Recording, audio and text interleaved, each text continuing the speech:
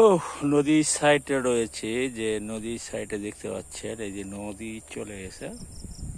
দেখেন আরেকটা আপনাদের যদি দেখায় সেটা হলো সব জায়গাটা ভয়ঙ্কর জায়গা, যে সাপগুলো মনে রয়েছে যত সাপের খাল এগুলো ভাই, জোর মারলে কিছু করার নাই। এটি কি ইন্দুরের খাল না সাপের খাল বুঝতেছি না, তবে একটু সাপেরই মনে হচ্ছে।